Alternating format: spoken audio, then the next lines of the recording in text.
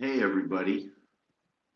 Good evening. Um, just coming in to say hi. Next week will be a little bit, I'll be traveling, so I'm not totally sure of the schedule yet. The main TMBS show is actually going to be next Saturday instead of Tuesday. Um, and of course, hey, how you doing? And of course, patrons will get their Sunday show. Hey, guys, welcome.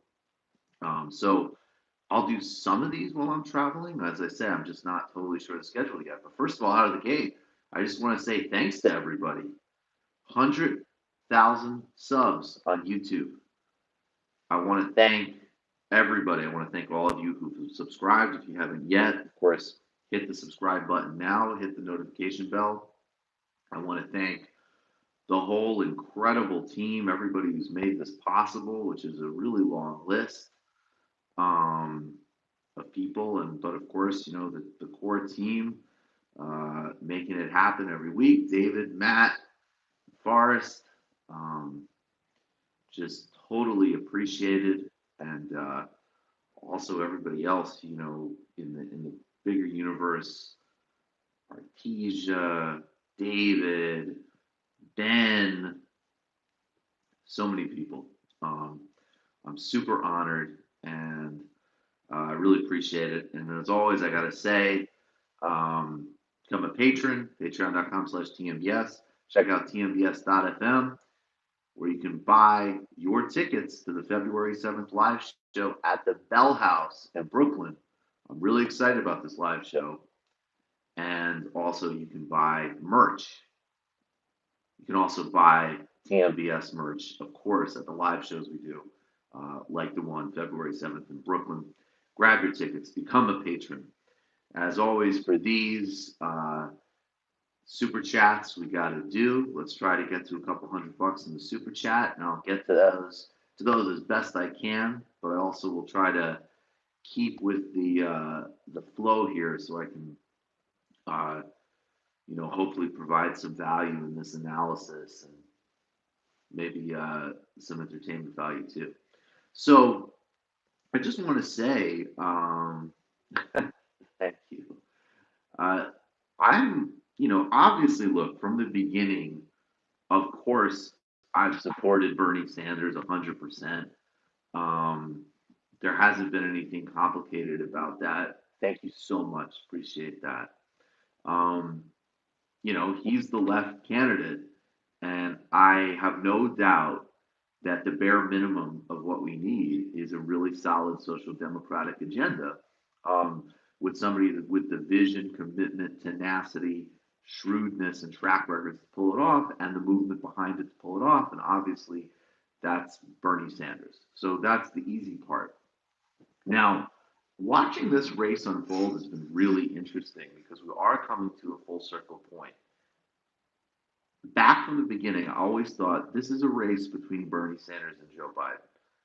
And as I've said a million times, I thought Kamala Harris would do better. I didn't anticipate Warren having a surge in the summer.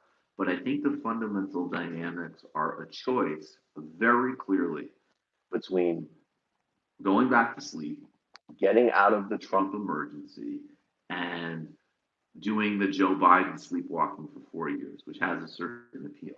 And again, as I keep saying, I think we cannot um, undervalue the popularity that Joe Biden still has and the way in which he is just like an easy default and comfort level for a lot of people, right?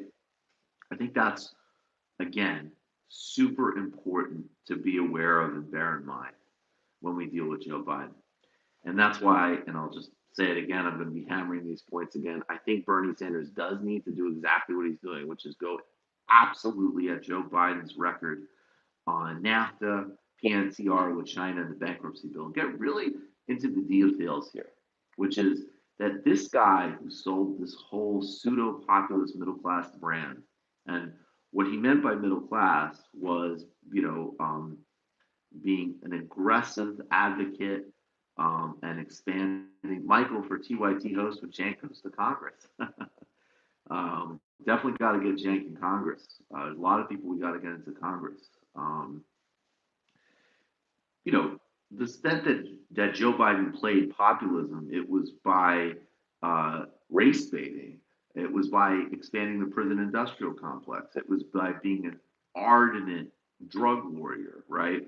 And then his actual bread and butter record is as one of the core architects of corporate neoliberal globalization, which has just created so much devastation in this country. So that's exactly do a show on the USSR, don't police my communication. Okay. I think that this is really important, and Bernie started on that. Now, as for Buttigieg, I think obviously because of how corporatist he is, because of how cynical and soulless he is, even though he has a very disturbing record in South Bend, and even though the whole premise of his candidacy is a ludicrous joke, as Amy Klobuchar of all people was very ably and effectively able to demonstrate at the last debate. I think he's got a pull in Iowa. I don't see it really lasting, although I like the idea of him pulling some of the corporate money and backing from Biden, and then splitting some of the sort of middle class, the PMC from Warren. Now, we're still hashing this Warren stuff out. Look, of course, it's better, from my view, as somebody who really cares about a left campaign, if she didn't run to begin with. I think it would have been fantastic if Senator Warren came out and said, look, Bernie Sanders built something. He did something in 2016. He wanted me to run. I decided not to. He created something. Let's finish it. I'm fully here and ready to go and ready to make this happen. Now, okay, of course, it's her choice. It's everybody's choice to run for president.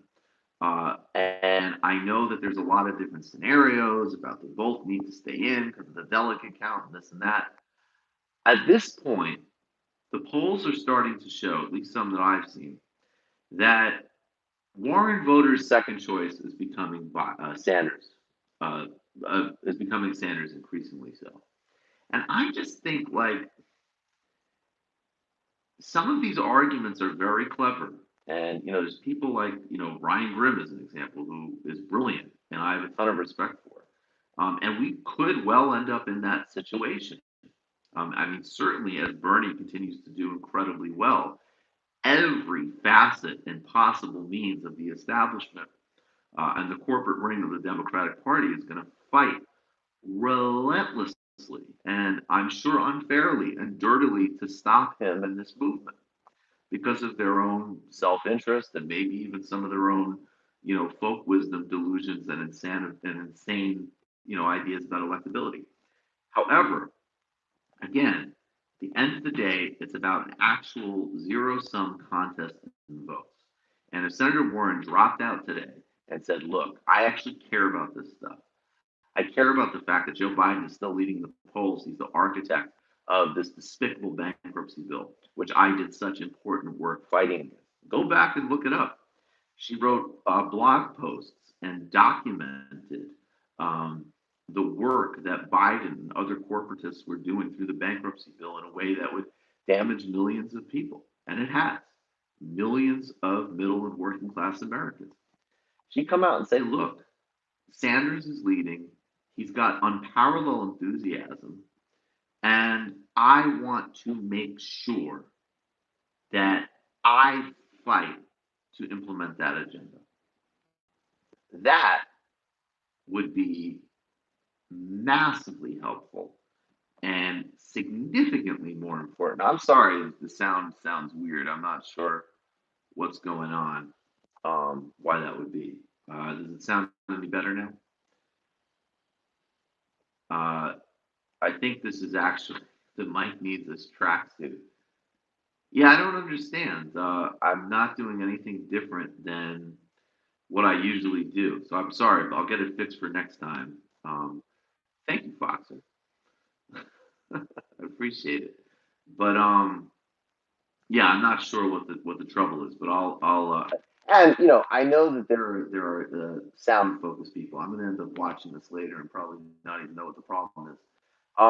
So, and as I say, I'm also not. I'm also. Will Hillary stump for Bernie? I have no clue. I could not anticipate that. But also, I mean, that's definitely not somebody that is important to be out stumping. I mean, this is not somebody that's going to help us, win Pennsylvania or Michigan. Obviously, it's important that Obama does. I don't think Hillary Clinton will do much either way. Certainly, obviously not in a general election. So, that's really my basic stance, though, with Warren is that if this was really about this broader commitment to this agenda, then it's supporting Bernie out of the gate, and it's certainly supporting him now, as it's clear that she's faltering, and he is the only one with the movement and the momentum to possibly overcome a Biden. I know people don't like that, although I will say a lot of the people who are most sort of aggrieved by that, are people who said a while ago that they wish that like, hey, if we're getting into it and Bernie's in third place, will he drop out? So I just think that that's important to keep aware of. I also want to just say I have to riff on this for a second. I hope you guys can hear me because I'm gonna indulge myself on another little riff before I hit two new things. And definitely keep hitting with the super chats. The super chats are super important for keeping everything running smoothly here. But Brace from TrueAnon, which is a really funny podcast and a really good one. That's like definitely the only Epstein podcast that you should be listening to, the one he does with his friends. And he said, like, look, could you imagine? And I'm not even maybe Warren. Warren was probably sincere. She was grown up being told she's a Native American. Connect your headphones again. The volume. I mean, I don't know, guys. I think everything is fine. Um, does anything feel? I'm not. Does that help? Hopefully, it helps. I'll make sure it's all set the next time. But he said, could you imagine, especially because a fair amount of like the sort of like ultra tense, performative, sort of woke, folks are really into Warren on social media. Could you imagine if Bernie Sanders just said for decades that he was of Chinese descent? Just like, could you imagine?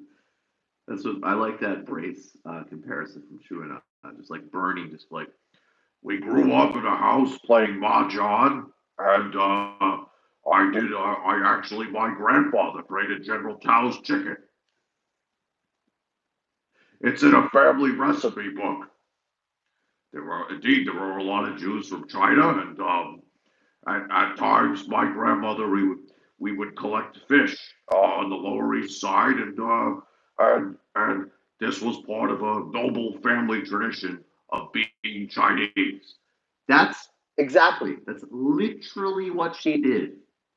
And as with a lot of other things, I mean, we were incredibly gentle about it. And look, I don't look. I happen to know people who are Native American who are very offended by it. I thought obviously the DNA test was a disaster, and there's a real critique to have here. But even beyond that, it's like what frustrates me, and is again, there's like this kind of like on one hand this sort of weird like this notion that she is not able to be criticized and and so on, which is just bizarre and weird. It could be discarded, but even beyond that, like we really need to beat Donald Trump, and not looking at moves like that. Will Trump go full Jonestown when he starts losing? Jesus fucking Christ.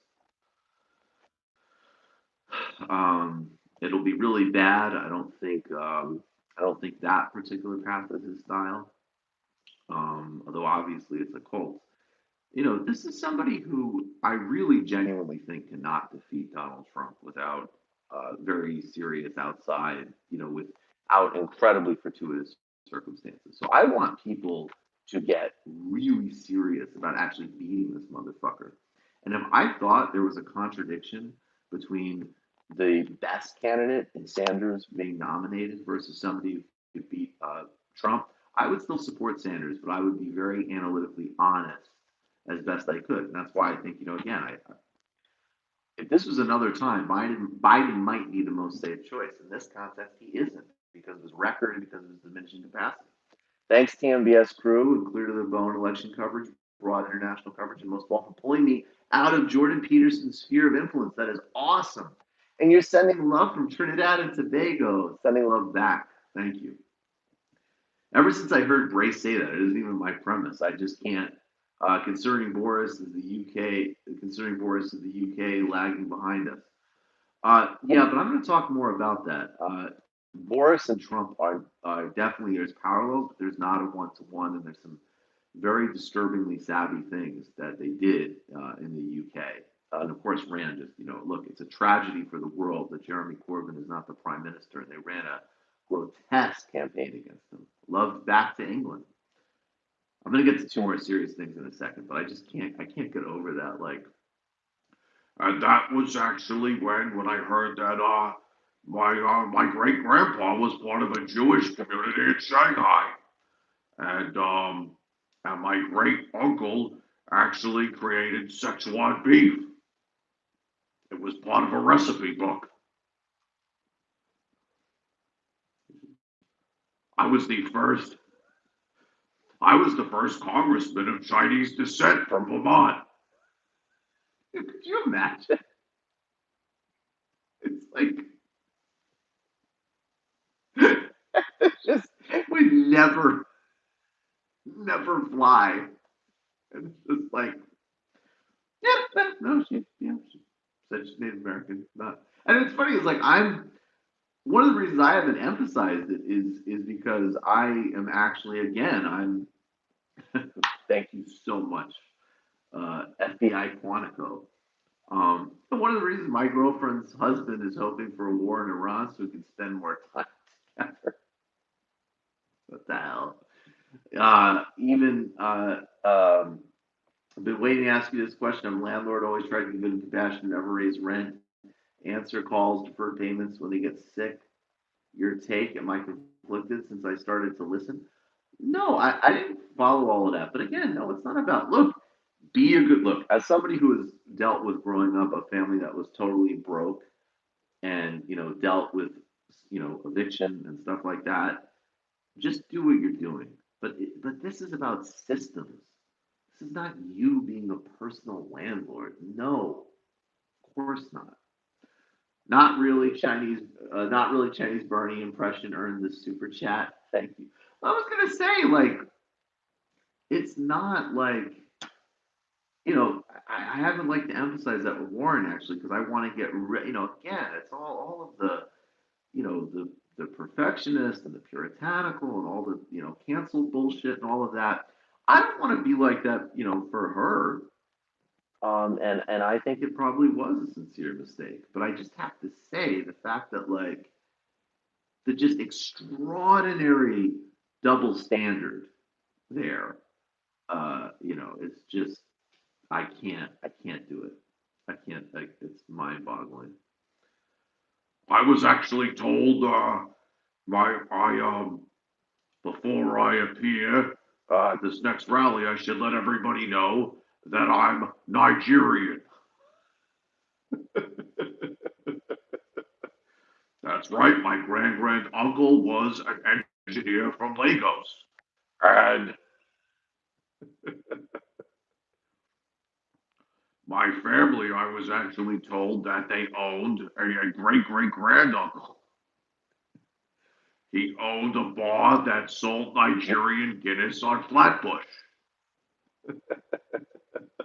So actually, I am Nigerian. I mean, it's just would that fly for 1 second? For one fucking second. What are your thoughts on Iran shooting down a commercial aircraft holding 100 North Americans? Do you think it's related to what's happening in the U.S.?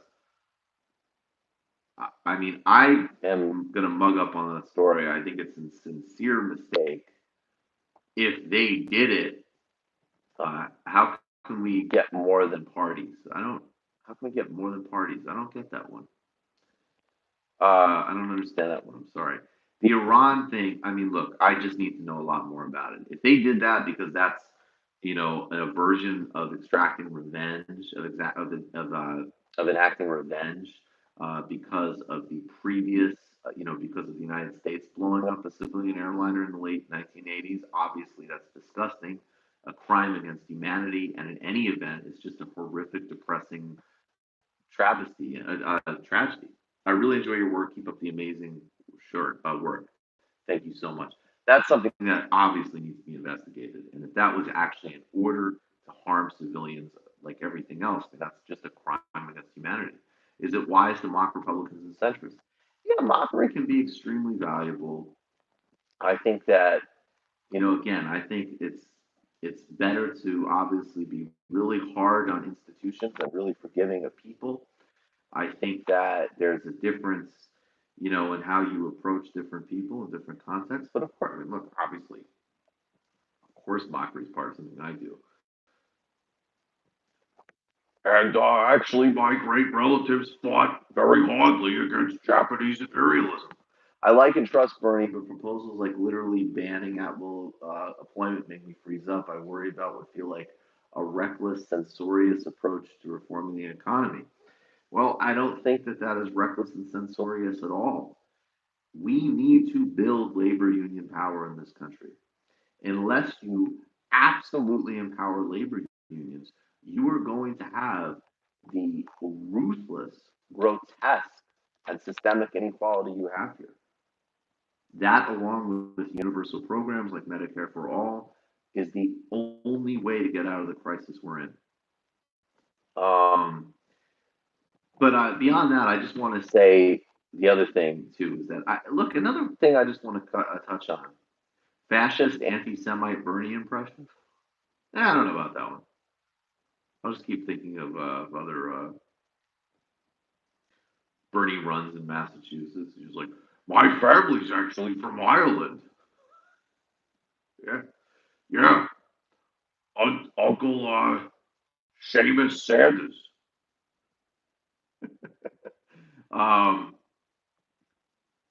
but I just want to remind everybody, it gets lost. We're going to be doing a little bit more coverage of the prison industrial complex and things like the need to get rid of cash bail. You have hundreds of thousands of people in this country who are sitting in prison because they're poor. My mom's old doctor was on the plan, hashtag candidate. And again, obviously, systemically, we know the whole prison industrial complex is expressed and enacted along class and race lines. But when you talk about the cash bail, that literally is somebody. You're just saying to somebody, yeah, you're eligible for bail. You should be in jail right now. But because you don't have the cash, we're going to keep you in one of America's prisons. Bernie proposed legislation to get rid of cash bail in 2018. That's another really goddamn important thing. What do you think of the best way to have more than two political parties to vote for? I don't know how important it is to have more than two political parties to vote for. I think that the outside power politics of labor power, as an example, is way more important. But I think you've got to do way more work to reform our election laws in general if you want a third party, or you can try to state level like the Progressive Party in Vermont. My dude, you skipped my super chat. Bolivia. Um, what about Bolivia? I mean, Bolivia, a coup regime still runs Bolivia. Evo Morales is in exile and asylum in Argentina. He's still the rightful president of Bolivia. There's an incredibly powerful organizing movement in Bolivia, and it's definitely looks to me like a very classic U.S. backed resource coup in Latin America. I was in the Peace Corps and I loved it. Got to experience another society, worked with great people, a friend criticized the imperialist roots. Thoughts on the Peace Corps? Could could you see the status quo killing Bernie? I don't. I could see again complete political warfare and we need to respond on those terms. That's another scenario that I don't I don't see the upshot of that discourse at the moment. Believe it or not, John Oliver has done some great segments on the ills of the justice system, cash bail being one of the topics he covers. That's awesome. I think it's great you went to the Peace Corps, and I'm just again, I hate these absolutist, moralistic things. Of course, the Peace Corps was part of U.S. hegemony, imperialism, and soft power, and there was a nation branding element to it, obviously. But so was any number of look. If somebody gets a great train system because of China's Belt and Road, good. You also have to take the benefits of things and work within the context of reality as well.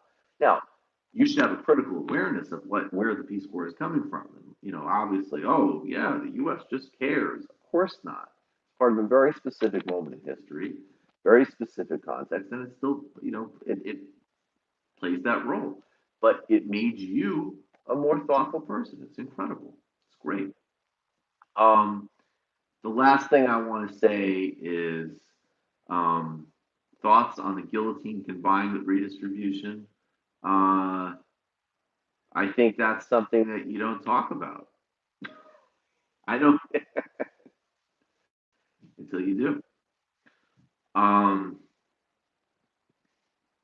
I think this Iran thing has really reminded everybody, obviously, of the utmost importance of foreign policy. Obviously, Sanders is the pick on that. Be really careful about what they're talking about. The Slotkin resolution that the House passed is bullshit. Of course, it's non-binding. Of course, it won't go through the Senate. It most likely, almost certainly not, but maybe with Lee and Paul talking about voting the right way. Um, but proportional representation is paramount. Yeah, that's important. But I think that she said no strike on Congress without an imminent threat, and obviously we already know that all of these people, from the CIA to defense to the Justice to the State Department, and everybody in the Trump administration will lie relentlessly about all of that. So imminent is a negotiable term which these incredibly dishonest people can drive trucks through. Day one of Bernie, White House, what's the most important issue to tackle in your opinion? Border camps, Iran, healthcare. How can you do that much at once?